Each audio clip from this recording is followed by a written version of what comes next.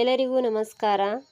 ಇವತ್ತು ನಾವು 6ನೇ ತರಗತಿಯ ಸಮಾಜ ವಿಜ್ಞಾನ ಅಧ್ಯಾಯ 1 ಅದರ ಹಿಂದಿನ ಕ್ವಶನ್ ಆನ್ಸರ್ ನೋಡೋಣ. ನಾವು ಅಧ್ಯಾಯ 1 ಬಿಟ್ಟು ಇತಿಹಾಸದ ಪರಿಚಯ ಮತ್ತು ಆರಂಭಿಕ ಸಮಾಜ.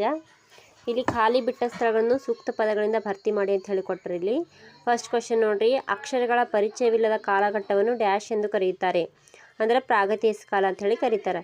ನೆಕ್ಸ್ಟ್, ಸೂಕ್ಷ್ಮ ಶಿಲಾಯುಗವನ್ನು ಡ್ಯಾಶ್ ಶಿಲಾಯುಗ ಎಂದು ಕರೆಯಲಾಗುವುದು, ಮಧ್ಯಶಿಲಾಯುಗ. ಭಾರತ ಉಪಖಂಡದಲ್ಲಿ ಕೃಷಿಯ ಆರಂಭಿಕ ಕುರುಹುಗಳು ಡ್ಯಾಶ್ ನೆಲೆಯಲ್ಲಿ ಕಂಡುಬಂದಿವೆ ಅಂದರೆ ಮೆಹರ್ಗರ್. ಇತಿಹಾಸದ ಪಿತಾಮಹ ಎಂದು ಯಾರನ್ನು ಕರೆಯುತ್ತಾರೆ ಅಂತಂದರೆ ಹೆರೋಡೋಟಸ್.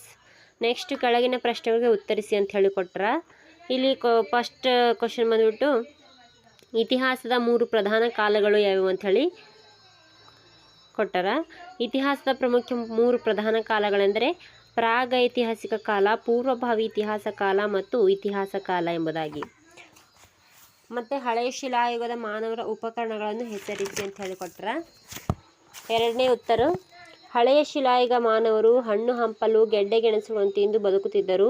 ಇವರು ಹೆರೆಚಕ್ಕೆ, ಚಾಕು, ಕಲ್ಲುಳಿ, ಮೊನೆ ಮುಂತಾದ ದೊಡ್ಡ ದೊಡ್ಡ ಶಿಲಾ ಉಪಕರಣಗಳನ್ನು ಬೆಣಚು ಕಲ್ಲುಗಳಿಂದ ತಯಾರಿಸಿಕೊಳ್ಳುತ್ತಿದ್ದರು. ಎಲೆ ಮತ್ತು ತೊಗಟೆಗಳನ್ನು ಹೊದಿಕೆಗಳಾಗಿ ಬಳಸುತ್ತಿದ್ದರು.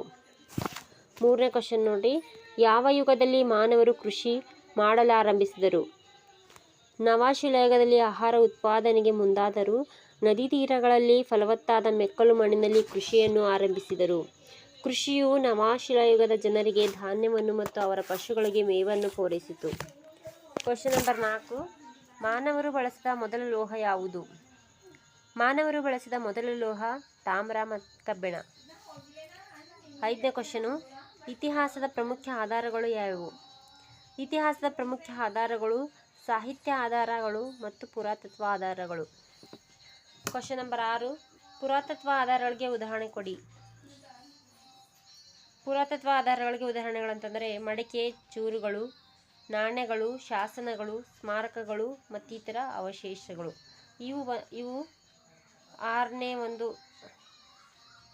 ತರಗತಿಯ ಮೊದಲನೇ ಪಾಠದ ಪ್ರಶ್ನೋತ್ತರಗಳು. ಹಾಗೆ 2ನೇ ಪಾಠದ ಪ್ರಶ್ನೋತ್ತರಗಳು ಮುಂದಿನ ವಿಡಿಯೋದಲ್ಲಿ ನೋಡೋಣ. ಅಲ್ಲಿವರೆಗೆ take care, bye, thank you.